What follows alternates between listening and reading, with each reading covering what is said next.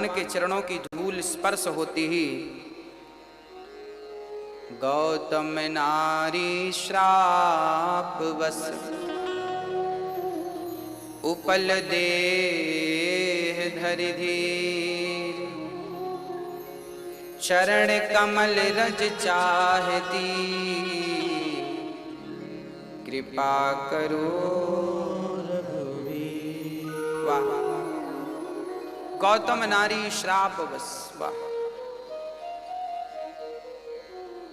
गौतम की नारी श्राप के कारण पत्थर बन गई, पर मेरे राम ने ऐसी कृपा की कि पत्थर बनी नारी, कहते हैं पाषाण भी भगवान के चरण धूल से पिघल जाता है। ये प्रत्यक्ष उदाहरण है।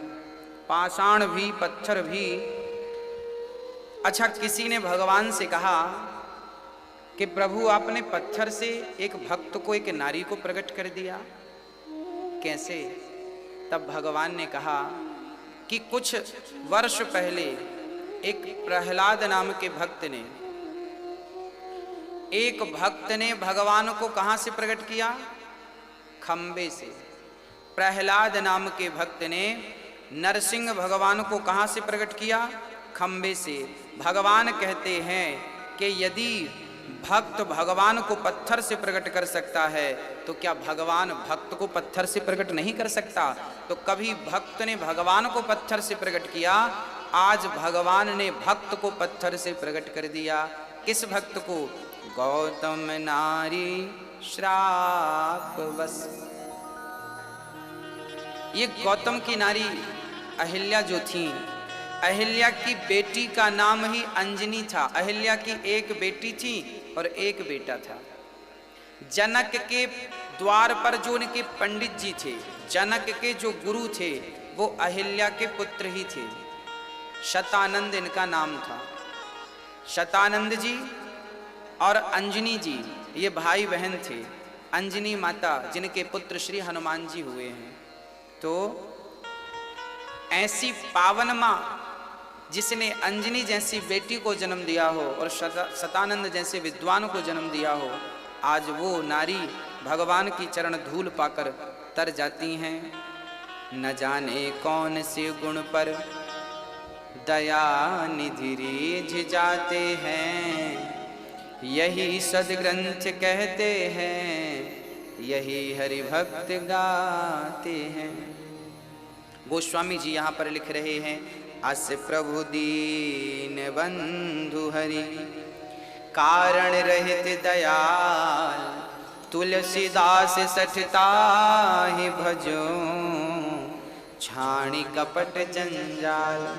गोस्वामी जी कहते हैं, रे मन, ये जंजाल का त्याग क्यों नहीं करता और क्यों नहीं मेरे राम के चरण पकड़ लेता? देखो तो राम कितने दयालु हैं कि पत्थर की नारी को भी अपने चरण की धूल से तार देते हैं। ऐसे भगवान की कृपा हमें मिल जाए तो हम भी उनके परम प्रेम को प्राप्त कर लें, उनकी परम भक्ति को प्राप्त कर लें, उनके चरणों को प्राप्त कर लें। अब यहाँ पर भगवान श्री राम को मन मन में बड़ी गिलानी होने लगी। भगवान श्री राम सोचने लगे कि राम राम, मैं तो क्षत्रिय हूँ और गौतम की नारी तो ब्राह्मण पत्नी है। आज ब्राह्मण स्त्री के मस्तक पर मैंने चरण रखा, भगवान को लगा जरूर हमसे अपराध हो गया। तब अपराध कैसे मिटे? तब भगवान गंगा के किनारे पहुंच गए। चले राम लक्ष्मण के संगा, गए जहां जग पावन गंगा।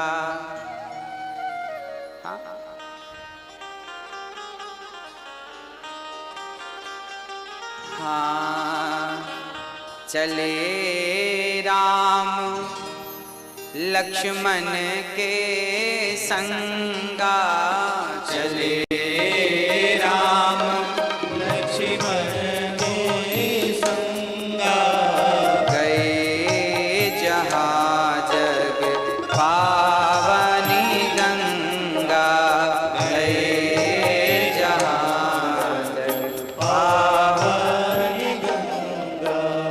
गाधे सुनो सब कथा सुनाई, गा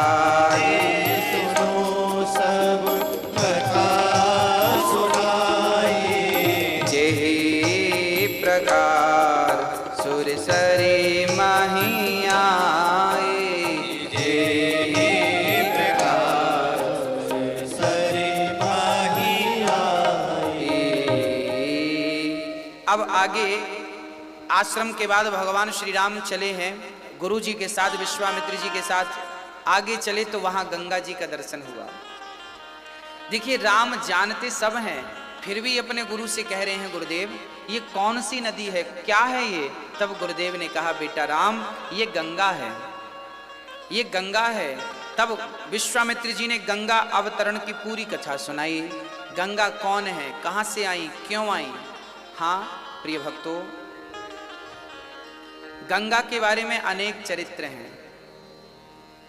आपने सुना होगा कि जब राम, ये तो रामचरितमानस में लिखा ही है कि राम जब गए जनकपुर तो रास्ते में गंगा जी मिली, मतलब राम के जमाने में भी गंगा थी, है ना। और गंगा जी प्रकट कहां से हुई वो भी मैं आपको सुनाता हूं। राजा सगर के 60,000 पुत्र थे, सारे पुत्र उद्दंडता के कारण एक ऋषि कपिल जी का अपमान कर दिया। कपिल देव जी की दृष्टि पड़ते ही सगर के 60,000 पुत्र जलकर ढेर बन गए राख के। सगर की दूसरी पत्नी केसनी के पुत्र का नाम था असमंजस। असमंजस के पुत्र अंशुमान ने शिव जी से प्रार्थना की कि हे प्रभु मेरे पूर्वज ये मर गए हैं संत की दृष्टि से, अब इनका उद्धार कैसे होगा? तब कहा कि यदि गंगा मैया आ जाएं तो इनका उद्धार हो जाएगा। तो असमंजस के पुत्र अंशुमान ने तप किया गंगा को लाने के लिए। तप करते करते प्राण निकल गए पर गंगा नहीं आई। अंशुमान के, असमंजस के पुत्र अंशुमान के पुत्र दिलीप ने जब सुना कि मेरे पिता गंगा को लाने तप करते करते मर गए हैं तो क्यों ना मैं पिता के सपने को पूरा करूं, तब राजा दिलीप भी तप करने लगे। और दिलीप की शादी हुई, समझिएगा दिलीप की शादी हुई। इनकी 2 शादियां थी, पहली शादी हुई पुत्र नहीं हुआ, दूसरी शादी हुई पुत्र नहीं हुआ। अब दिलीप को लगा कि ऐसा तो नहीं कि मैं पुत्र के इंतजार में पिता का सपना भूल जाऊं, तो दिलीप अपना गृहस्थ आश्रम छोड़ के भजन करने गए गंगा को लाने के लिए। पर दुर्भाग्य से गंगा नहीं आई और दिलीप भी तप करते करते मर गए। अब जब दिलीप मर गए तो इनकी संतान थी नहीं तो आगे कुल बढ़ा नहीं। तब क्या किया, तब गुरु के पास गए। गुरु कौन? यही श्री वशिष्ठ जी। गुरु के पास गए तो गुरु वशिष्ठ जी ने कहा कि इन दोनों रानियों के द्वारा ही बच्चा पैदा होगा। बिना पुरुष के जो बच्चा पैदा होगा उसी से गंगा, क्योंकि गंगा पावन क्यों है, गंगा पवित्र क्यों है, गंगा के स्नान से क्यों पाप धुल जाते हैं? क्योंकि गंगा भोगवती नहीं है, गंगा तो योगवती है। क्योंकि गंगा स्त्रियों के घर्षण से प्रकट हुई। राजा दिलीप की जो 2 पत्नियां थी ना, इन्होंने दोनों स्त्रियों ने अपने शरीर का घर्षण किया और दोनों ने जब घर्षण किया तो 2 में से एक गर्भवती हो गई। बिना पुरुष के स्त्री ही गर्भवती हो गई। और जब गर्भवती हुई तो उनके शरीर से समय पूरा होने के बाद एक बालक ने जन्म लिया। बालक ने जन्म तो ले लिया पर शरीर में कोई हड्डियां नहीं थी। अब गुरु जी के पास गए कि गुरुदेव ये बच्चा तो हुआ है पर हड्डियां नहीं हैं। तब गुरु वशिष्ठ जी ने अपने तप के बल से हड्डियों का संचार किया और वही बेटे का नाम था भागीरथ। 2 भागों के संसर्ग से बच्चा उत्पन्न हुआ, इसलिए उसका नाम पड़ा भगीरथ। भगीरथ इसलिए श्री भगीरथ जी ने फिर तप किया कि मेरे दादा परदादाओं का सपना पूरा करूं, गंगा को लाना है। तब भगीरथ ने तप किया और जब तप किया तो गंगा प्रकट हो गई, पुत्र वरदान मांगो। तब भगीरथ जी ने कहा गंगा मैया मुझे वरदान दो कि मैं आपको पृथ्वी पर लाऊं और आप मेरे पूर्वजों के साथ साथ आने वाले हजारों लोगों का आप उद्धार करती रहें। पतित लोग, अरे भजन नहीं कर पाते हो आप, यज्ञ नहीं कर पाते हो आप, दान पुण्य नहीं कर पाते हो आप, कोई बात नहीं, परंतु गंगा स्नान कर लोगे जीवन में एक बार तो भी भवसागर पार जा सकते हो। ये गंगा स्नान का महत्व है। अब गंगा स्नान, अब भगीरथ जी ने गंगा को कहा आइए। गंगा जी ने कहा मैं आ तो जाऊंगी परंतु मेरा वेग इतना तेज रहेगा कि मैं पृथ्वी को फाड़ती हुई पाताल में चली जाऊंगी। तब क्या करें? बोले शंकर जी का तप करो। तब भगीरथ जी ने शंकर जी का तप किया और तप करने के बाद शंकर जी प्रकट होकर और गंगा से कहते हैं कि आप मेरी जटाओं में, गंगा जी आई शिव जी की जटाओं में। ये गंगा कौन है? कहते हैं कि जब भगवान 52 राजा बलि के द्वार पर 3 पग भूमि मांगने गए तो पहले पग में तो पूरा अतल वितल सुतल तलातल रसातल महातल मांग लिया, दूसरे पग में सत्यलोक को नापा, तीसरा पग कहाँ रखे? कहते हैं जब भगवान दूसरा पग लेकर गए ब्रह्मलोक में तो भगवान के अंगूठे से ब्रह्मांड फट गया। वामन भगवान ने इतना विशाल रूप बनाया कि इनके अंगूठे से, चरण के अंगूठे से ब्रह्मांड फट गया और ब्रह्मांड के बाहर का जल इनका अंगूठा धोता हुआ गिरने लगा। ब्रह्मा को लगा कि इस पानी से पृथ्वी डूब जाएगी। तब ब्रह्मा जी ने अपना कमंडल लिया और उस कमंडल में पूरा जल भर लिया। वो चरणोदक था, जो भगवान के चरणों का धोता हुआ जो जल था वो ब्रह्मा जी के कमंडल में था। और जब भागीरथ जी ने तप किया तो ब्रह्मा जी ने वही चरणों का जल छोड़ दिया, वह चरणोदक ही गंगा है। भगवान के चरणामृत, चरणों का धोया हुआ जल ही गंगा जल है। आज भी गंगा जल में आप प्रैक्टिकल करके देख लें, लाखों साल रख के देख लें, हजारों साल तक भरा रहे गंगा जल, कभी खराब नहीं होता, क्योंकि ये मेरे गोविंद के चरणों का धौमन है।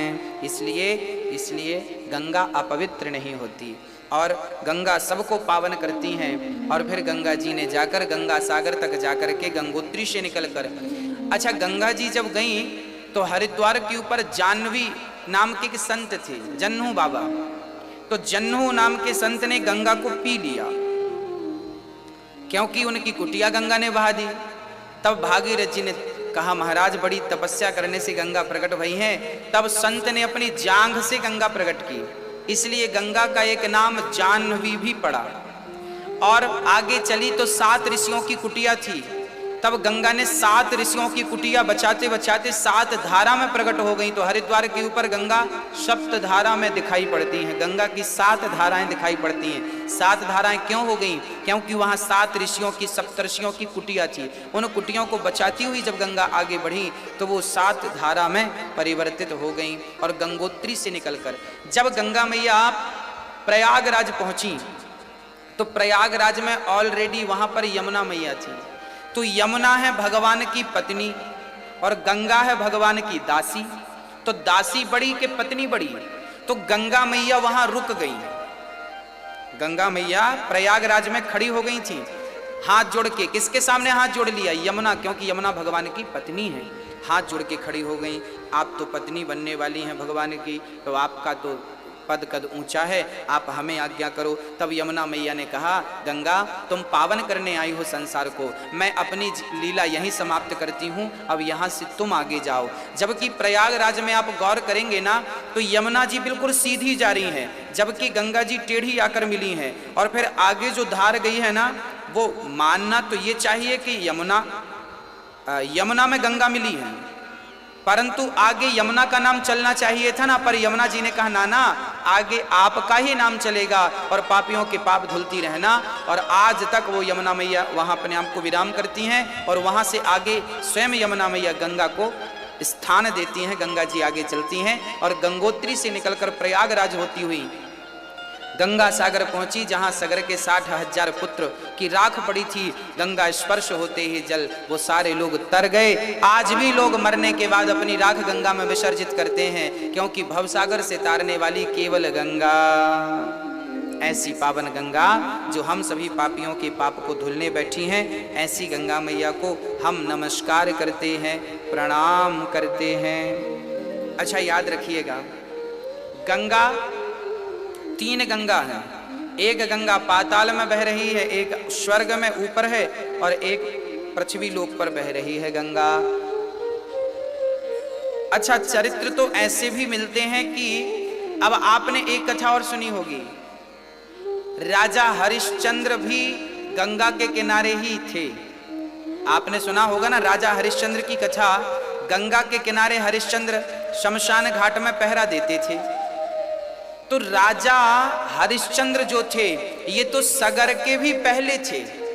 अब प्रश्न ये खड़ा हुआ कि यदि गंगा भागीरथ जी ने प्रकट की है, यदि गंगा भागीरथ जी ने प्रकट की है तो भागीरथ के पहले भी तो गंगा थी। इसका उल्लेख मिलता है राजा हरिश्चंद्र के प्रसंग में। हरिश्चंद्र तो इनके ना जाने कितनी पीढ़ी पहले हो चुके, तब भी गंगा थी। और अब भी गंगा है, मतलब भगीरथ जी के जमाने में। तो ये क्या बात है? तब कहा गया कि राजा हरिश्चंद्र के जमाने में जो गंगा थी वो गंगा अलग थी। वो कौन सी गंगा थी? वो शिवपाद गंगा थी। जो गंगा तब थी वो शिवपदी गंगा थी। शिवपदी गंगा कहा जाता है कि वो गंगा शिव की पत्नी थी, और ये जो प्रेजेंट में गंगा बह रही है ये विष्णुपदी गंगा। वो शिवपदी गंगा थी, ये विष्णुपदी गंगा है। हरिश्चंद्र के जमाने में जो गंगा थी वो शिवपदी गंगा थी, और आज जो भागीरथ जी के जमाने में जो अभी प्रेजेंट में गंगा बह रही है ये विष्णुपदी गंगा है। हाँ, तो गंगा तब भी थी जब भागीरथ नहीं थे, और गंगा आज भी है। तो ये कभी आपको ये प्रसंग आधा अधूरा सुनेंगे तो कंफ्यूज ना हो जाए, क्योंकि अब सीधी बात है कि गंगा जी भागीरथ जी ने लाई, तो भागीरथ के पिता के पिता के पिता के पिता के पिता के पिता के पिता तो हरिश्चंद्र थे। तो हरिश्चंद्र के बारे में भी लिखा है कि काशी में जब वो पहरा दे रहे तब गंगा के किनारे थे। तो उसका समाधान ये है कि वो गंगा शिवपदी गंगा थी, ये गंगा विष्णुपदी गंगा है। वो गंगा पाप के कारण अंतर्धान हो गई।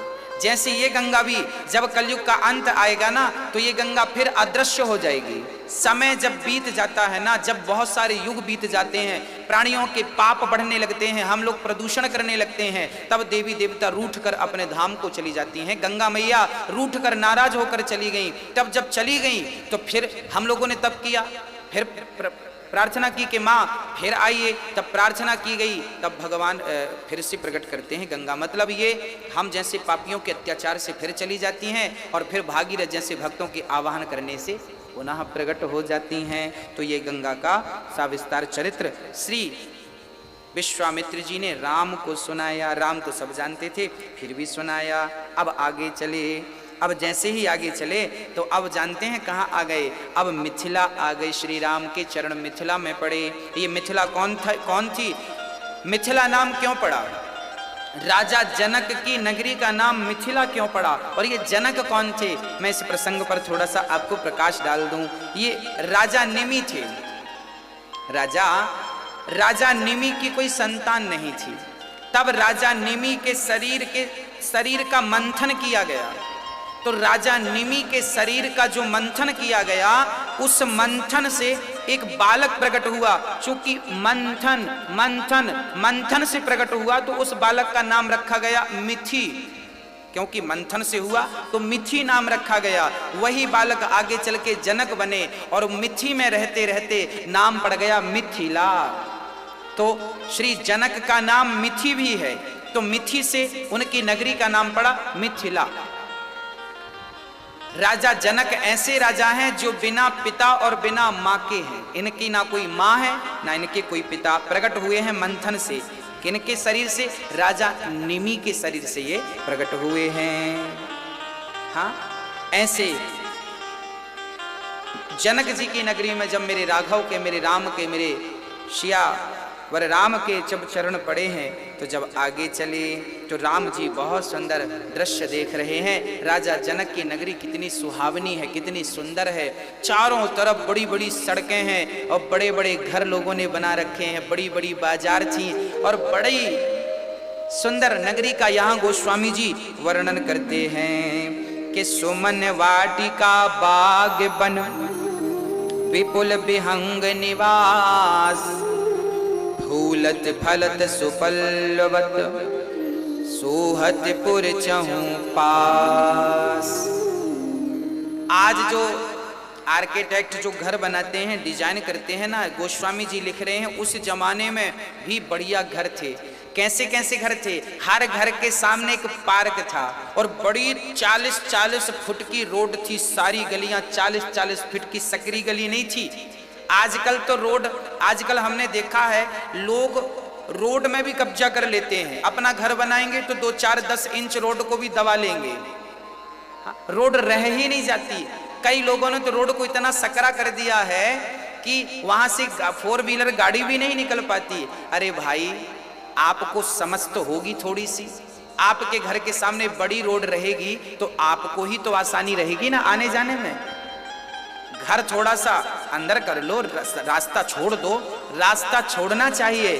वह नगर बड़े सुंदर होते हैं जहाँ की रोड बड़ी बड़ी होती हैं, चौड़ी चौड़ी। राजा जनक के यहाँ लिखा है कि रोड बड़ी बड़ी थी, घर बड़े सुंदर सुंदर थे और पूरे घर वास्तु के अनुसार बनाए गए थे, वास्तु का ख्याल रखा गया था।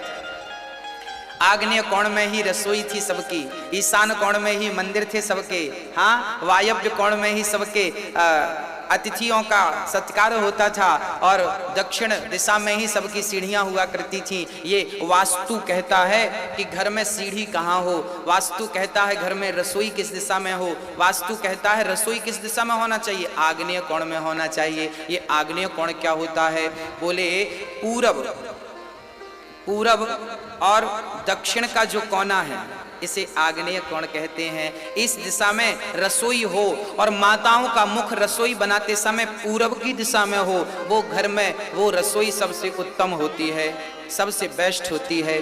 पूजा का स्थान कहाँ होना चाहिए, बोले आप पूरब दिशा, पूरब दिशा और उत्तर दिशा का जो कोना है उसे ईशान कोण कहते हैं, वहां पर पूजा का स्थान होना चाहिए। पूजा करते समय मुख या तो पूरब में हो या तो उत्तर में हो, ऐसा। अब देखिए आपके घर में, अब जो सुन रहे हैं कथा, अब आप लोग अपने घर में तोड़ाई फोड़ाई मत शुरू कर देना कि गुरुजी ने ये कहा तो हम तोड़ फोड़ डालें, ना ना ना।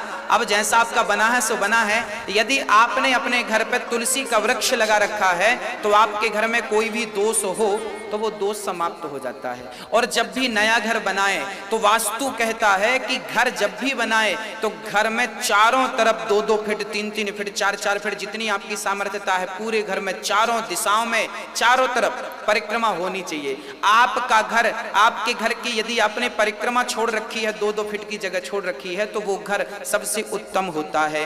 जनक के यहाँ जो घर बने हैं, राजा जनक जी के यहाँ, पूरे वास्तु के अनुसार गोस्वामी जी कह रहे हैं बढ़िया सी रोडें दे रखी हैं। पूर्व दिशा का मकान है तो द्वार किस तरफ, जो मैन द्वार होता है ना, घर प्रवेश का प्रथम द्वार होता है, उस द्वार के ऊपर श्री गणेशाय नमः लिखना चाहिए, शुभ लाभ लिखना चाहिए, मंगल भवन अमंगल हारी द्रवहु सुदशरथ अजर बिहारी, चौपाइयां घर पे अंकित करनी चाहिए। शंख और चक्र के निशान घर के फ्रंट पे द्वार पर लगाना चाहिए। जब भी कोई आपके घर आवे तो सबसे पहले आपके द्वार पे गणेश जी का चित्र पावे, आपके जो द्वार पर सबसे ऊपर गणेश जी का चित्र लगाना चाहिए, गणेश जी की मूर्ति छोटी सी स्थापित करना चाहिए, और ताकि गणेश जी जहां होंगे वहां रिद्धि और सिद्धि तो होंगी। तो आपके मैन जो द्वार है, मैन द्वार, वो द्वार के ऊपर स्वयं गणेश जी होने चाहिए, और ताकि रिद्धि सिद्धि बनी रहे। जब भी आप आवे जावे तो गणेश जी का दर्शन करते हुए घर से जावे आवे तो आपका आना जाना मंगल होगा, शुभ होगा। और द्वार के एक तरफ शंख का निशान, एक तरफ चक्र का निशान होना चाहिए, भगवान के आयुध होने चाहिए, और आपके घर पे श्री राम जय राम लिखा होना चाहिए। बढ़िया लिखवाओ पेंटर को बुलाकर दीवार पे, ताकि आने जाने वाले को दर्शन होता रहे। सीताराम लिखा हो, राधे श्याम लिखा हो, श्रीमन्नारायण लिखा हो, कुछ भी बढ़िया सा लिखवाइए। ऐसा जनक के यहाँ बढ़िया व्यवस्थित लिखा हुआ था। मंगलमय मंदिर सबके रे और चित्रित जनुरति नाथ चितेरे। आहा, कितना सुंदर। श्री राम जी जब वहां पर जा रहे हैं तो उनके घरों का वर्णन गोस्वामी जी कर रहे हैं। जनकपुर में लोगों के घर कैसे हैं, लोगों के घर में ना भगवान नारायण के चित्र बने हुए हैं, चित्र बने, उस जमाने में भी चित्र बने थे, और ऐसे ऐसे चित्र बने थे कि कामदेव भी लजा रहे थे उन चित्रों के सामने। इतने सुंदर चित्र लोगों के घर में बने हुए थे, और राम जी तो देखते ही बन रहे हैं। कितना सुंदर दर्शन श्री राम जी कर रहे हैं।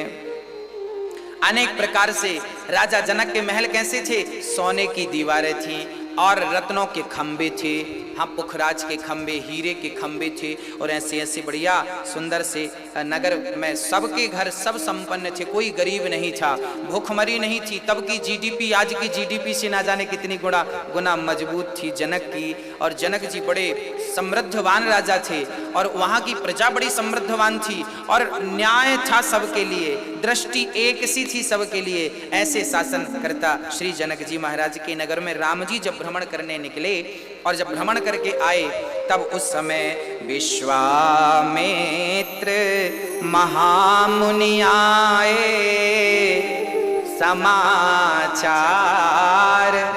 मिथिलापति पाए। विश्वामित्र महामुनि आए, समाचार सब मिथिलापति पाए। जब राम जी नगर देखकर आए तब समाचार जनक जी को पता चला कि हमारे नगर में गुरु श्री विश्वामित्र जी आए हैं। आगमनी करने के लिए, गुरुजनों का सत्कार करने के लिए जनक दौड़ पड़े। और जब राजा जनक दौड़ करके गए और विश्वामित्र जी को प्रणाम किया, सरकार आपकी जय हो, भले पधारे हो। विश्वामित्र जी आदर सत्कार कर रहे हैं, बैठिए बैठिए। जनक जी बड़ा स्नेह कर रहे हैं। तब तक हमारे राम लक्ष्मण जो नगर देखने गए थे वो वापस आ रहे हैं। राम जी ने नगर कैसे कैसे देखे, घर घर पूरा वास्तु से देखा।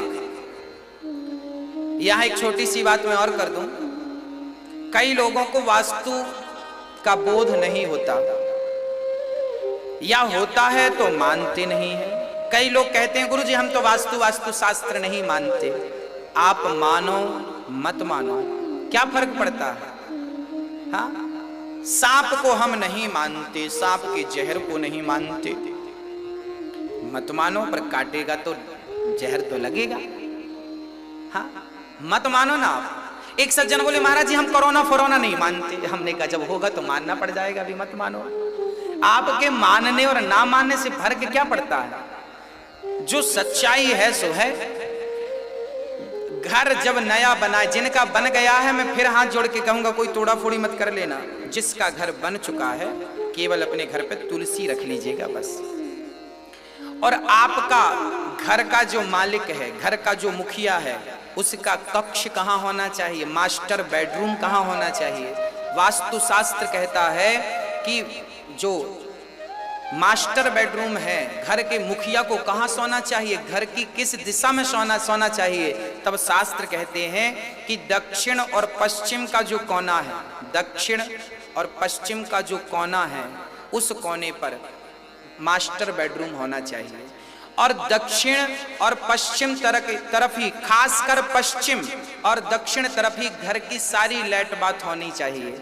आपके जितने भी कमरे हैं उन कमरों का भी वास्तु देख करके आपको दक्षिण और पश्चिम की तरफ ही लाइट बात बनवाना चाहिए, वॉशरूम बनवाना चाहिए। वॉशरूम कभी भी ईशान में ना हो, वॉशरूम कभी भी आग्नेय में ना हो, नहीं तो बहुत नुकसान घर के मुखिया को हो सकता है। ऐसा वास्तु शास्त्र कहते हैं। राजा जनक की नगरी ऐसी ही थी पूरी। गोस्वामी जी तो इसमें सारा वास्तु लिख रहे हैं। सारे लोगों ने अपने अपने घर पे वृक्ष लगा रखे थे। उस जमाने में भी वाटर हार्वेस्टिंग करवा रखी थी सबने। सोचिए, त्रेता युग में भी छत का पानी लोगों के जमीन पे जाता था। उस जमाने में भी घर का पानी जमीन के भीतर डालने का प्रयास करते थे। और सारे घरों में बढ़िया बढ़िया वृक्ष लगे हुए थे, वृक्ष, ताकि ऑक्सीजन की कमी ना हो। अर्थात हमें भी जब घर बनाना चाहिए तो थोड़ी सी जगह वृक्षों के लिए जरूर नियुक्त करना चाहिए और वाटर हार्वेस्टिंग तो कराना ही चाहिए।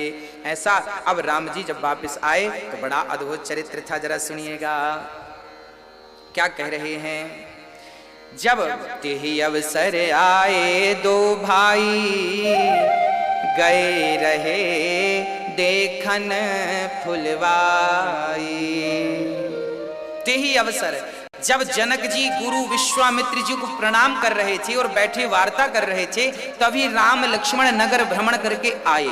और जैसे ही आए जनक की दृष्टि राम और लक्ष्मण पर पड़ी तो जनक जी आप पलक दृष्टि से मेरे राघव को, मेरे लक्ष्मण को देखने लगे। पलक झपकाई नहीं और देखने लगे, टुकुर टुकुर टुकुर टुकुर टुकुर देखने लगे। तभी विश्वामित्र जी ने कहा जनक जी क्या हुआ? तब जनक जी बोले सरकार मैं पागल हो गया। अब जनक जी को लगा मैंने क्यों ये संकल्प लिया। जनक ने ये प्रतिज्ञा की थी कि जो धनुष पर डोरी चढ़ाएगा, वो धनुष का नाम था पिनाक, शंकर जी का धनुष था। उस धनुष की बड़ी महिमा है। वो धनुष इतना विशाल था, इतना बड़ा था कि एक बार क्या हुआ, उस धनुष को कोई उठा नहीं सकता था। केवल दो लोग उठा सकते थे उस धनुष को, एक तो स्वयं जनक जी और एक सीता माँ। एक बार क्या हुआ, कथा संत लोग गाते हैं कि एक बार अपने घर में माता सीता, आज उनका मन हुआ कि चलो आज मैं घर पे पोछा लगाऊं, घर की साफ सफाई करूं। तो आज सीता माँ घर की साफ सफाई कर रही थी। अभी सीता जी की उम्र बहुत छोटी थी। जब घर की साफ सफाई सीता जी कर रही थी ना, तो माता सीता ने उस धनुष को बाएं हाथ से उठाकर दाहिने हाथ से पोंछा लगा दिया। जनक जी ने इस दृश्य को देखा। जनक जी ने सोचा कि मेरी सीता ने इस धनुष को बाएं हाथ से उठा दिया, और उस धनुष को जब कभी उठाना पड़ता था ना, तो जनक के सिवा वहां 10,000 लोग भी इकट्ठे हो जाएं तो उस धनुष को हिला नहीं पाते थे। ऐसे धनुष को सीता जी एक हाथ से उठाकर रख दिया करती थी। तब जनक ने संकल्प लिया कि मैं अपनी बेटी सीता का विवाह उसी से करूंगा जो इस धनुष पर डोरी चढ़ा सकेगा। धनुष तोड़ने का कोई संकल्प नहीं था, केवल डोरी चढ़ाने का संकल्प था। भाई जो उठाएगा वही डोरी चढ़ाएगा, तो जो उठा पाए वही बलवान है।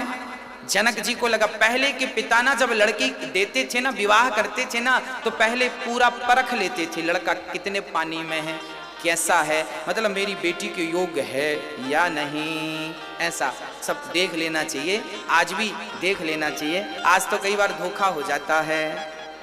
इसलिए आज भी जब अपनी बेटी का विवाह करें तो एक बार लड़के का मेडिकल टेस्ट जरूर करावें, मेडिकल टेस्ट जरूर करावें। और साथ साथ लड़का तंबाकू शराब पीता है कि नहीं, मेडिकल टेस्ट में आ जाएगा। तो लड़की के विवाह के पहले लड़की का जब आप विवाह करें तो लड़के का मेडिकल टेस्ट जरूर कराएं, ताकि सारी जानकारी पिता को लग जाए कि जिससे बेटी ब्याह रहे हैं वो ठीक ठाक है या नहीं, शराब तो नहीं पीता, अल्कोहल की मात्रा खून में आ जाएगी ना यदि पीता होगा तो, तंबाकू खाता होगा, जरा दांत वात चेक करना चाहिए, हाँ भाई दांत दिखाओ तुम्हारे। पहले के जमाने में आदमी जब बैल खरीदता था ना तो दांत देखता था कितने दांत का बैल है। लड़की ब्याह रहा तो दांत तो देखना ही पड़ेगा, तंबाकू खाता है कि नहीं। तो हम तो कहते हैं लड़की के पिता को लड़के के दांत सब देखना चाहिए, तंबाकू खाता है तो दांत अलग होंगे उसके, इसलिए दांत वात चेक कर लेना चाहिए। जिनके दांत रंगे हो उनसे शादी कभी नहीं करना चाहिए। गुटखा तंबाकू वालों को शादी आदि नहीं करना चाहिए इनसे। हाँ, इनको कैंसर का खतरा, कभी भी ये मर सकते हैं कैंसर से। लड़की फिर अकेली कहाँ रहेगी, लड़की के बाप को सब देखना पड़ता है। तंबाकू खाओगे कैंसर होगे मर जाओगे, फिर वो बेचारी कहाँ भटकेगी। तो मरना है तो सब पहले ही निपट जाओ, बाद में ना हो सब। इसलिए लड़की के पिता को सब पहले से देख लेना चाहिए, मेडिकल टेस्ट करना चाहिए। जनक जी भी टेस्ट कर रहे हैं कि मेरी बेटी से विवाह वही करेगा जो धनुष को उठा सके। इस प्रकार की बड़ी सुंदर अद्भुत चर्चा है। और राम लक्ष्मण को जब जनक जी ने देखा तो राम को देखते ही जनक जी का संकल्प भूल गया। मैंने क्या संकल्प लिया था, सारा कुछ जनक जी महाराज भूल गए। और मन में विचार आने लगा कि मैं अपनी बेटी का इनसे विवाह क्यों ना कर दूं, कितने सुंदर हैं ये। मन में विचार आने लग गया, राम से विवाह कर दूं कर दूं कर दूं, पर संकल्प ले लिया, अब क्या करूं, कोई बात नहीं, अब जो होगा सो देखा जाएगा। सुंदर सा दर्शन था मेरे राम का। तब जनक जी ने पूछा कि गुरुदेव ये कौन है। तब कहा कि रघुकुल मणि दशरथ के जाए,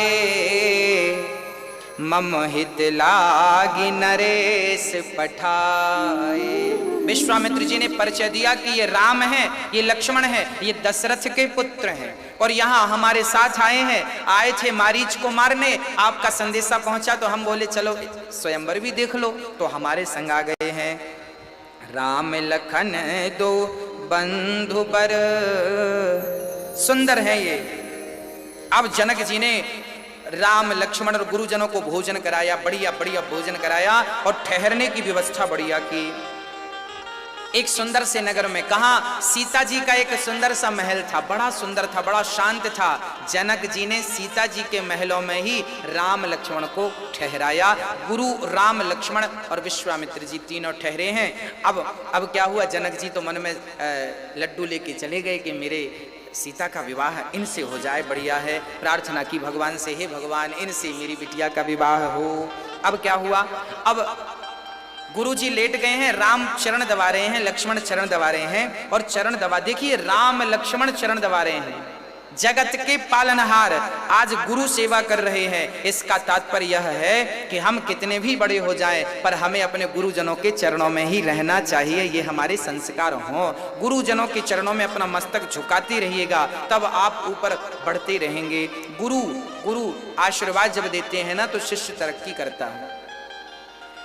अब राम जी कह रहे हैं, गुरुदेव एक छोटी सी बात कहना चाहता हूं। हाँ राम कहो, क्या कहना चाहते हो। नाथ लखनपुर देखन चाहें प्रभु संकोच, डर प्रगट न कहीं। हाँ, नाथ लखनपुर देखन चाहें। हाँ, बड़ी सुंदर बात कह दी। राम जी कहते हैं गुरुजी, लक्ष्मण नगर को देखना चाहता है, आप आज्ञा करो तो ये चला जाए। तब गुरुजी ने कहा, देखो अकेले लखन मत जाओ। अच्छा राम एक काम करो, तुम घुमा के। अच्छा जाना था राम को ही, पर राम जी ने बहाना लिया, लक्ष्मण देखना चाहता। अब लक्ष्मण ने धीरे से कहा, प्रभु मैंने कब कहा देखना चाहता। राम जी बोले चुप रहो, अभी गुरुजी की आज्ञा मिल जाए फिर बात करते हैं। तब गुरुजी ने कहा, जाओ और जरा देख कर जल्दी आना। जाय देखे आवहु नगर, सुख निधान दो भाई। करहु सुफल सबके नयन, सुंदर बदन दिखाए।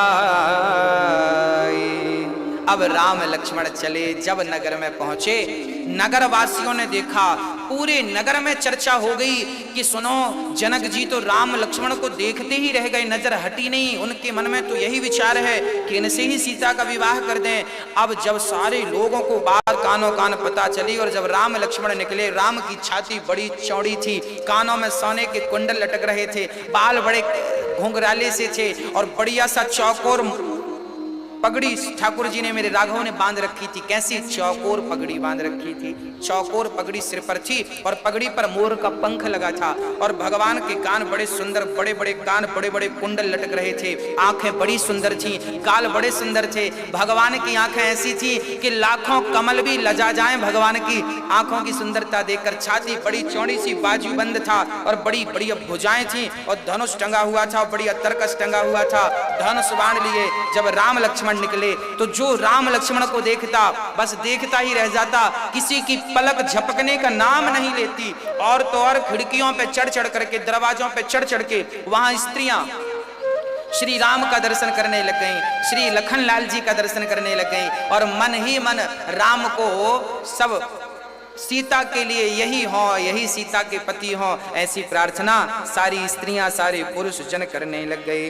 कितना सुंदर नगर था, कितनी सुंदर श्री राम लक्ष्मण जी की शोभा थी। अब राम जी जब मिथिला भ्रमण करने निकले हैं ना, तो कुछ सखियां, आप जानते हैं कुछ लोग बड़े मजाकिया होते हैं। तो जब राम जी गली से निकलने लगे ना नगर में, तो कुछ सखियां राम को गाली देने लगे। हाँ, कितनी बढ़िया गाली दे रही हैं। एक सखी जोर जोर से कहने लगी, ए सखी सुनो, हमने तो सुना है कि ये दोनों दशरथ के बेटे हैं। एक सखी बोली, अच्छा अयोध्या वाले दशरथ के? हाँ। तीसरी सखी बोली, सुनो कभी अयोध्या मत चली जाना धोखे से। अच्छा, अब जैसे ही राम लक्ष्मण ने ये सुना कि ये सखियां कह रही हैं धोखे से अयोध्या ना चली जाना, तो राम लक्ष्मण की जो रफ्तार थी ना थोड़ा स्लो हो गई। राम और लक्ष्मण सुनने लगे कि ये क्या कह रही हैं। तो सखियां सुना सुना के कह रही, सुनो कभी अयोध्या मत चली जाना। क्यों? दूसरी सखी बोली, यदि चली जाना तो अयोध्या में कोई खीर दे, भूल से मत खा लेना खीर। चौथी बोली, क्यों? वहां की खीर में ऐसा क्या है? बोली, वहां की खीर खाने से ना गर्भवती हो जाते हैं, बाप की जरूरत नहीं पड़ती। हाँ। चौथी बोली, ये जो राम लक्ष्मण आए ना हमारे मिथिला में, ये खीर वाली है, ये खीर खाने से पैदा हुए हैं। हाँ, अयोध्या में तो पिता की जरूरत ही नहीं पड़ती, खीर खाओ बच्चे होते हैं। अब लक्ष्मण जी ने सुना, राम राम, ये तो बड़ा मजाक कर रही हैं हमसे, बड़ी हंसी उड़ा रही हैं। तब लक्ष्मण जी ने मोर्चा संभाला, और लक्ष्मण जी ने अपने भैया से कहा, भैया सुनो, अब जल्दी चलो मिथिला से। बोले, क्यों? बोले, मिथिला से जल्दी इसलिए चलो, आज के बाद कोई मिथिला ना आ जाए, और यदि मिथिला आ जाए तो यहाँ कोई प्रॉपर्टी जमीन ना खरीद ले। क्यों? बोले, जमीन खरीद लिया और घर बनाने के लिए खुदाई शुरू की, और खुदाई करोगे तो यहाँ बिटिया पैदा हो जाएगी। हमारे यहाँ तो बाप की जरूरत नहीं पड़ती, यहाँ तो माँ बाप किसी की जरूरत नहीं पड़ती, जमीन खोदो बच्चे मिलते हैं। ऐसा श्री लक्ष्मण जी ने कहा। लक्ष्मण जी कह रहे हैं कि यहाँ तो जमीन खोदने से, मिट्टी खोदने, क्योंकि सीता का जन्म ऐसी तो हुआ था, ये सीता माँ कौन है और इनका जन्म कैसा है।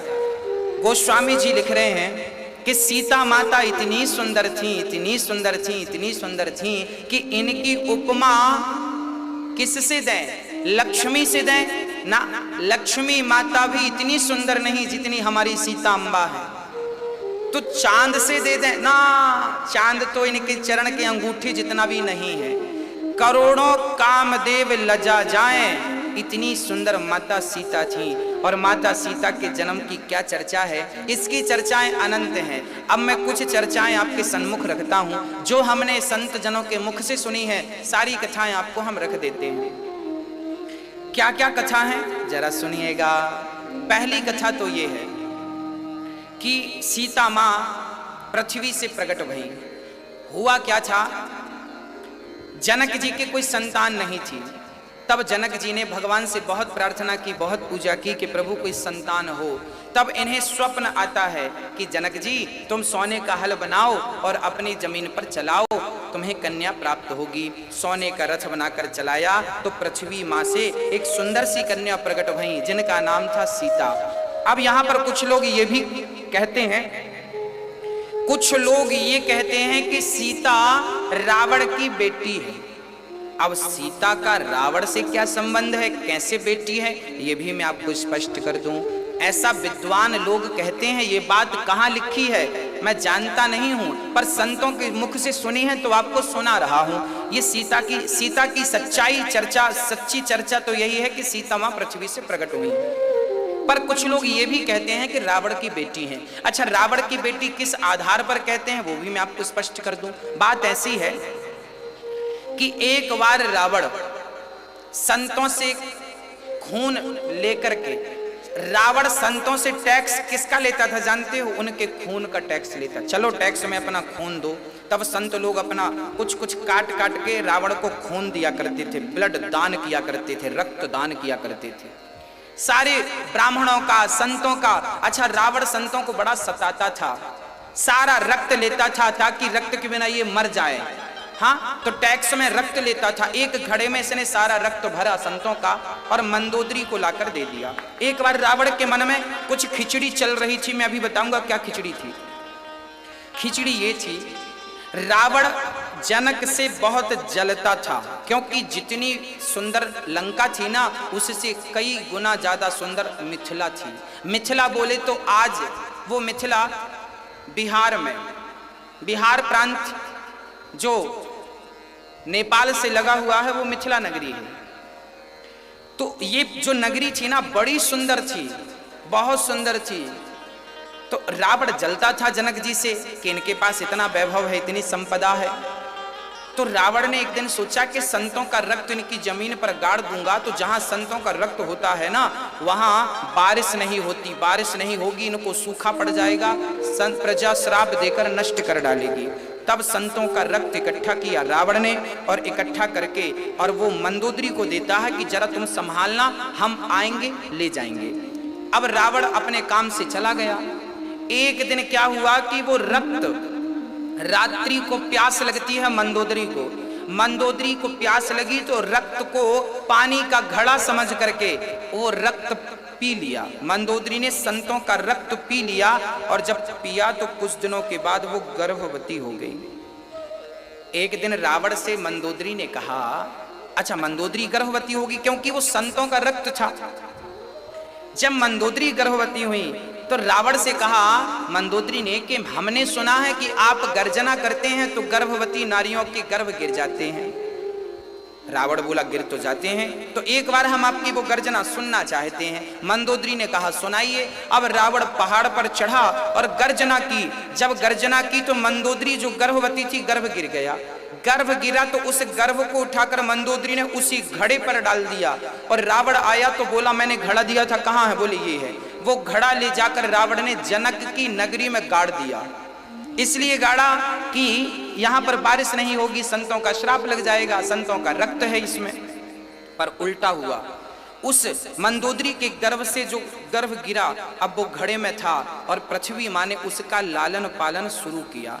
और समय जब हुआ तो जनक को स्वप्न आया और जनक ने सोने के हल से जब खोदा तो वहां पर एक कन्या उत्पन्न हुई, वह सीता थी। चूंकि वो मंदोदरी के गर्भ से निकली थी, इसलिए कहा जा सकता है कि ये रावण की बेटी है। इसके कोई सबूत नहीं है कहीं, ये बात केवल मनमुखी सुनी है हमने संतों के मुंह से, वो आपको सुनाई है।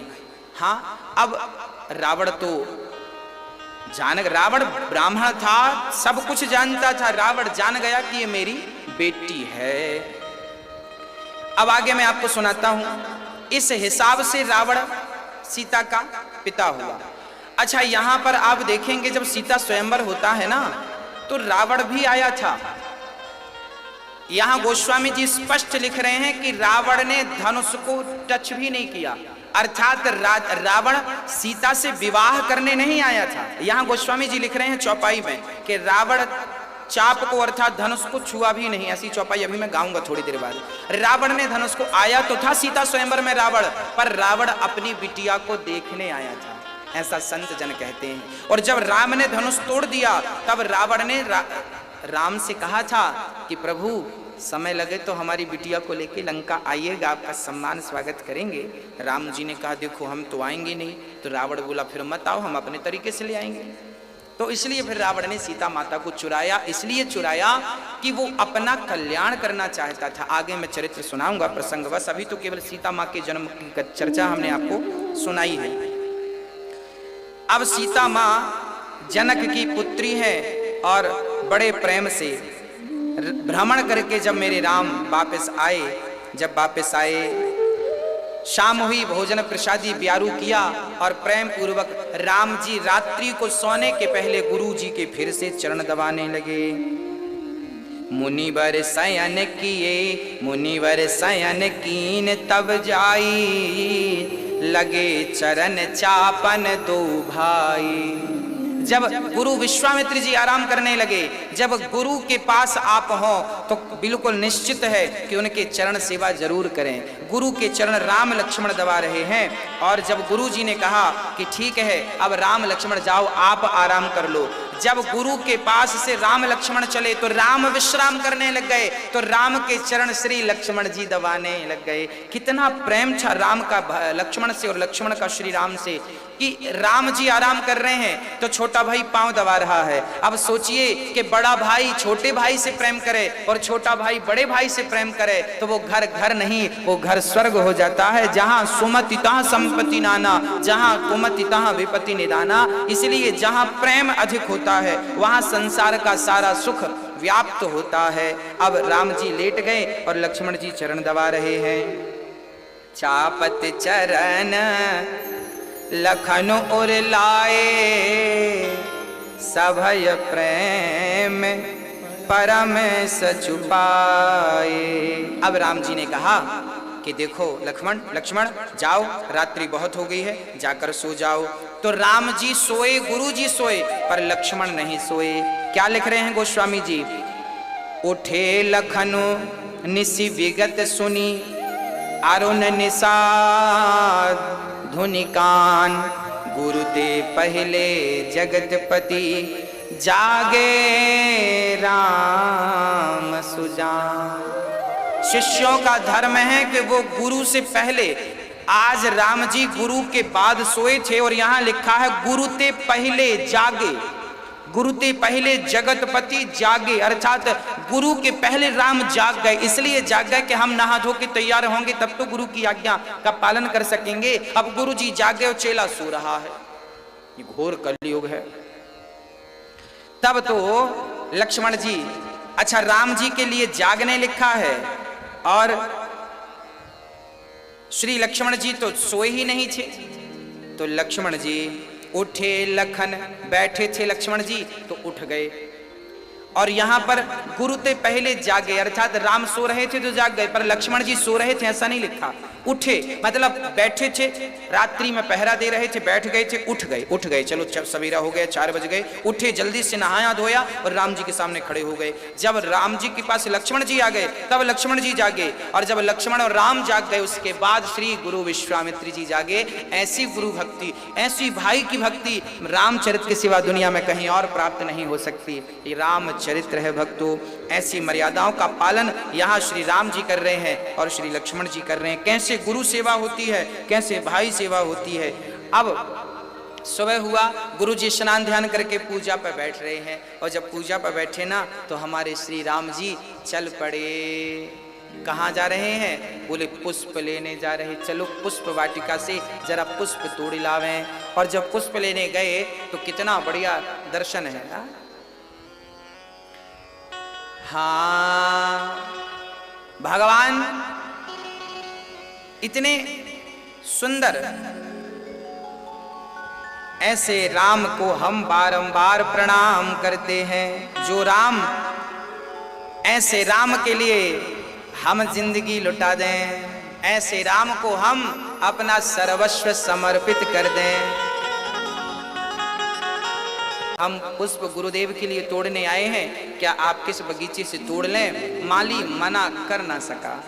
बस प्रिय भक्तों, ये छोटी सी बात यहाँ पर ये दर्शाती है कि आपका व्यक्तित्व ऐसा हो कि सामने वाला आपकी बिना कुछ सुने केवल आपको देख कर ही आपके लिए रास्ता खाली कर दे। आपका व्यक्तित्व, आपका चरित्र जब उच्च कोटि का होगा ना, तो आपका चरित्र आपके स्वरूप पर, आपके संस्कार आपके स्वरूप पर दिखेंगे। राम का व्यक्तित्व ऐसा था, माली रोक ना सका। अब राम पुष्प वाटिका में गए और पुष्प तोड़ने लग गए गुरुदेव के लिए। बड़ी सुंदर छवि थी मेरे राघव की, बड़ा सुंदर दृश्य था।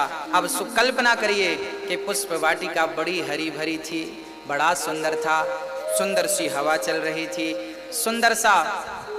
सुंदर से पुष्प श्री राम अपने हाथ से गुरुदेव के लिए चुन रहे हैं। उसी क्षण सीता जी अपनी सहेलियों के सहित उसी पुष्प वाटिका में उनकी देवी का मंदिर था, जगत जननी जगदम्बा का, भवानी का। हाँ, तो माता सीता उसी पुष्प वाटिका में सुबह सुबह आई और वो भी पुष्प तोड़कर पूजा करने गई।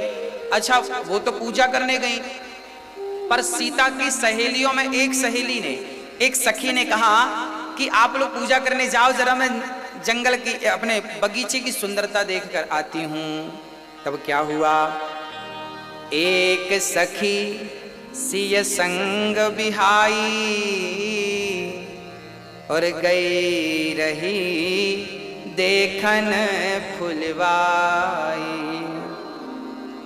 तेहि दो बंधु बिलो के जाई, प्रेम विवश सीता पही आई। बड़ा सुंदर। यहाँ राम पुष्प तोड़ रहे थे बगीचे में और यहाँ सखियों के सहित सीता जी आई। तभी एक सखी को लगा कि चलो जरा बगीचे देख लेते हैं। वो सीता को छोड़कर, मंदिर को छोड़कर, और वो घूमने निकल गई। अब जब घूमने निकल गई तो उसकी छवि, उसकी नजर राम पर पड़ी, लक्ष्मण पर पड़ी, और ज्यों राम लक्ष्मण को देखा, उस सखी ने मानो उसे संसार का सारा सुख मिल गया हो, झूमने लगी, नाचने लगी, दौड़ी दौड़ी सीता सीता सीता सीता। क्या हुआ? अरे चल तो सही। सीता जी बोली मैं पुष्प चढ़ा दूं माता जी को। अरे तू आके चढ़ाना, पूजा कर लूं, आके करना। अब लो, अब यहाँ कितना बढ़िया संकेत है कि जो सखियां रोज पूजा करने मंदिर जाती थी, उन्हें तो राम का दर्शन पहले नहीं हुआ, और जो मंदिर नहीं गई, घूमने निकल गई, राम उसे मिल गए। इसका तात्पर्य क्या है? बोले भगवान जिसे अपना दर्शन देना चाहते हैं उसे भगवान दर्शन दे सकते हैं, जब चाहे, जहां चाहे, जैसे चाहे। भगवान कहते हैं कि मुझे पाने की योग्यता भी नहीं। अच्छा, कोई कहे कि भगवान को पाने की ये योग्यता है। भाई, आपको सरकारी जॉब करना है तो वहां पे तो एक निश्चित है ना कि आपके पास ये डिग्रियां होनी चाहिए, पर भगवान को पाना हो तो क्या 1 लाख माला जपने से भगवान मिलते हैं? क्या 1000 यज्ञ करने से भगवान? यदि मिलते, भगवान लिख कर दे दें कि भाई तुम इतना करोगे तो मैं मिल जाऊंगा, तो जरूरी नहीं है कितना करने के बाद भी भगवान मिल जाए। भगवान किसी के यज्ञ जप तप से नहीं, भगवान से प्रेम करते रहो। कभी ना कभी कृपा करके अनायास ही भगवान न जाने किस पर कब कृपा कर दें और कब किसके जन्म जन्म के पाप संचित हो जाए और कब किसे राघव का दर्शन। ये जो सखी थी, एक सखी सी संग बिहाई, ये सखी कौन थी? ये उर्मिला जी थी। जो सखियों से विछड़ गई सखी, वो सखी कौन थी? उर्मिला थी। जब उर्मिला जी ने लक्ष्मण जी को देखा, देखती रह गई। मानो उर्मिला जी को लगा जिसकी तलाश थी वो तो यही है। सीता को बतलाती हैं और सीता मैया को पकड़ कर लाती हैं। अब सीता मैया जब आई, यहाँ राम अपनी मस्ती में पुष्प तोड़ रहे थे, लक्ष्मण जी अपनी मस्ती से पुष्प चुन रहे थे। और यहाँ श्री जानकी जी जब आई, किशोरी जी जब आई, तो राम को ऐसा लगा कि कोई आ रहा है हमारी तरफ। तुरंत राम की नजरें उठी और जैसी राम की नजरें उठी, यहाँ सीता जी आ रही थी और सीता जी नजरें झुकाकर चल रही थी। और जैसे ही सखियों ने कहा देख वो है, और जैसे ही श्री जानकी जी ने श्री राम को आंख उठाकर देखा तो आंख सीता जी की राम की आंख से मिल गई और राम की आंख सीता माँ की आंख से मिल गई। दोनों ने एक दूसरे को देखना शुरू कर दिया। आप पलक दृष्टि से सीता जी राम को और राम जी सीता को देखते रहे। और वहां जितनी सखियां थीं सारी मानो पागल हो गई हों। उनकी पलक झपकती नहीं, शरीर बिल्कुल जड़वत हो गया, शरीर हिलने को तैयार नहीं है। माँ जगत जननी जगदम्बा सीता माँ ने तो राम को जब देखा, आहा हा, कितने सुंदर थे मेरे राम।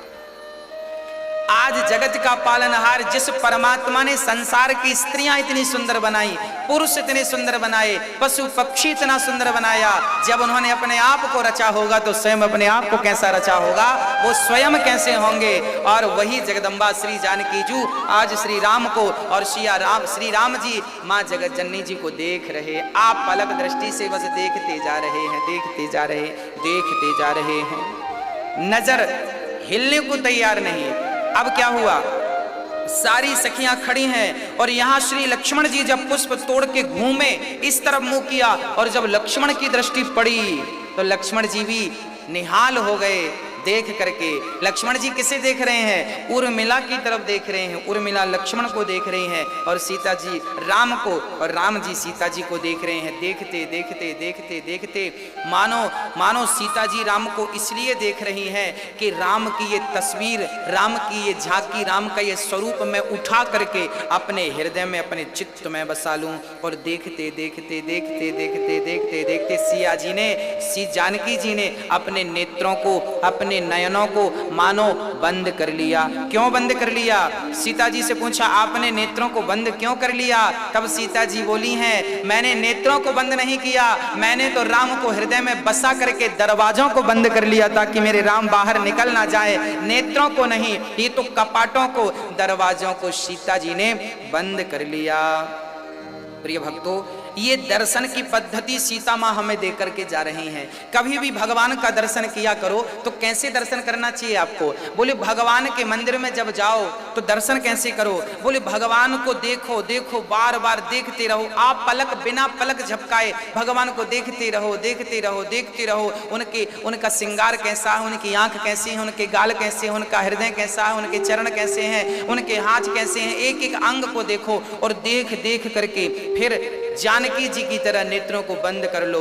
फिर आंख बंद करके, अच्छा सीता जी ने आंख बंद क्यों की? क्योंकि सीता जी को लगा ये तो अभी सामने खड़े हैं और अभी हम यहाँ से चली जाएंगी, यहाँ से जाने के बाद हम इनका ध्यान करेंगी तो ये आएंगे कि नहीं। तो आंख बंद करके सीता जी ने पहले ही प्रैक्टिकल कर लिया कि आंख बंद करके देखती हूँ कि नहीं, देखती हूँ आते हैं कि नहीं। और जब आंख बंद करके सीता जी ने देखा तो जो राम को अभी बाहर पा रही थी उन्हीं राम को अब अपने भीतर पाना शुरू कर दिया माँ जगत जननी ने, सीता जी ने। और यहाँ राम का भी हालत, राम जी की हालत भी ठीक नहीं थी। अब तो राम जी जहां देखें, जिस तरफ देखें, ऐसी छवि चित्त में बस गई कि अब तो सीता के सिवा राम को कुछ नजर ही नहीं आता। अब तो पुष्प में भी सीता जी नजर आने लगी। अब तो जो श्रृंगार जिस पर पुष्प रखे थे ना, उस पर भी राघव को सीता जी नजर आने लगी। और अब राम जी देख रहे हैं, सीता जी फिर आंख खोल के राघव को देखी। तब तो लक्ष्मण जी ने कहा सरकार बहुत हो गई, अब चलो गुरुजी लेट हो रहे हैं, उस पे भी तो देने हैं। अच्छा ठीक है चलते हैं। अब यहाँ राम जी को लक्ष्मण जी ने कहा वहां सखियां सीता जी से कहीं बस कर सीता, कल फिर आएंगे स्वयंवर में, उन्हें खूब देख लेना। अब सीता को लेकर गई और जब सीता जी आगे गईं तो सीता जी ने क्या किया, सीता जी ने प्रार्थना करनी शुरू कर दी।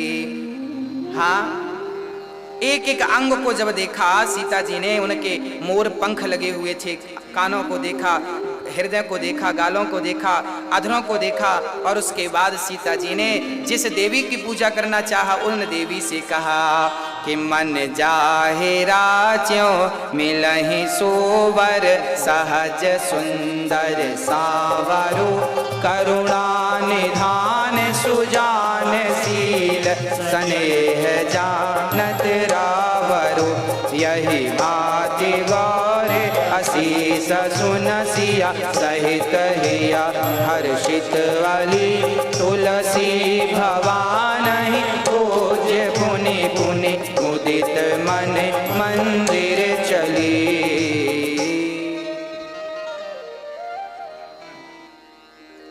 जानि गौरे अनुकूल सिया, हिय हर सुन जाय कही, मंजुल मंगल मूल बाम अंग फड़कन लगे।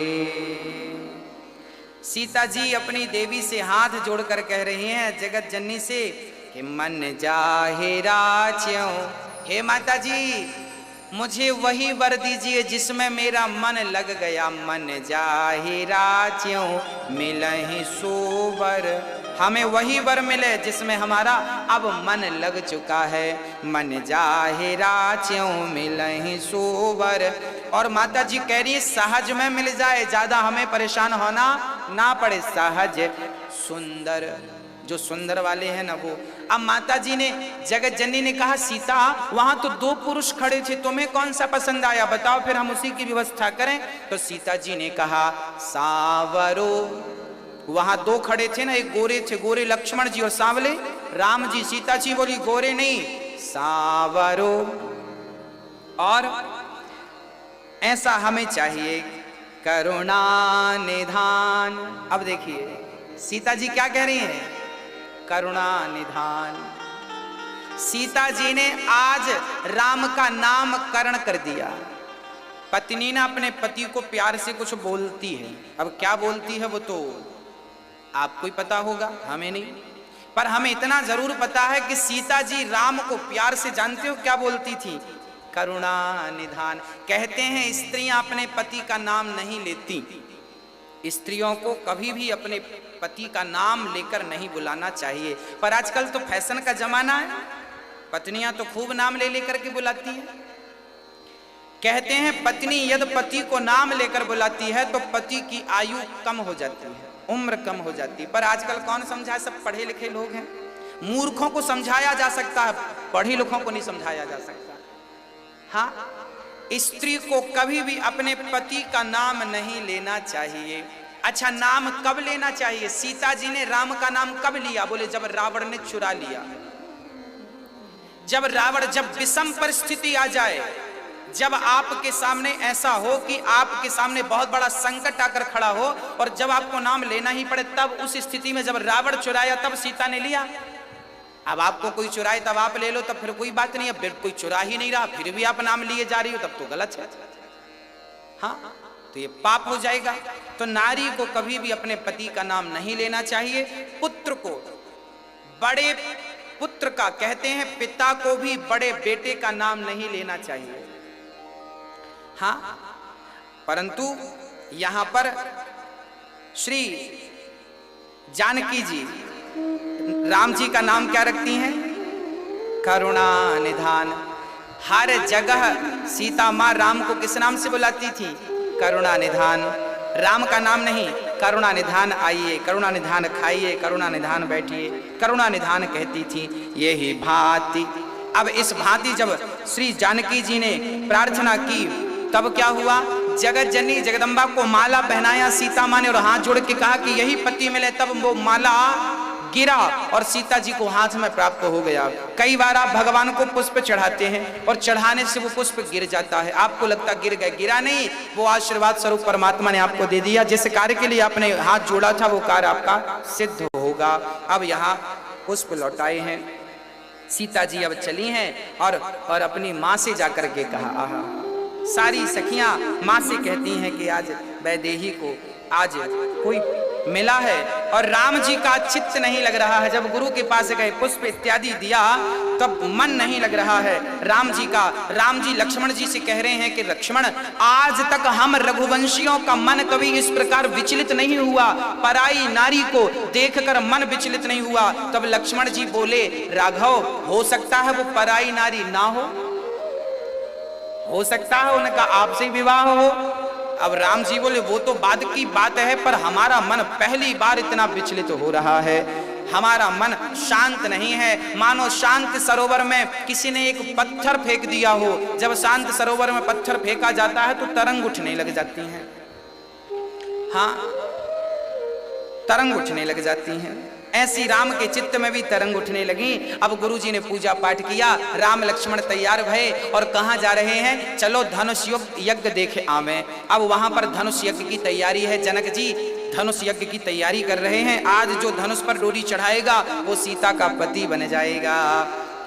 अब राम जी चल रहे हैं, किसी स्वयंवरु देख जाई,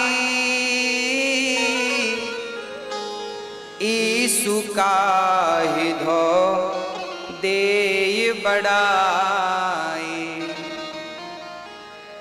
कितना सुंदर दृश्य है, जरा देखिएगा। आज सीता स्वयंवर के लिए राम जी चले हैं कि रंग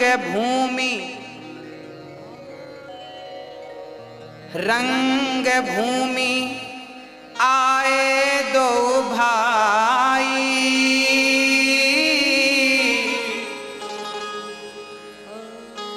और असी सुधि सब पूरे वासिन पाई। इस प्रकार सारे लोग जब रंग भूमि की ओर चले, जब चले तो कितना अद्भुत दर्शन था।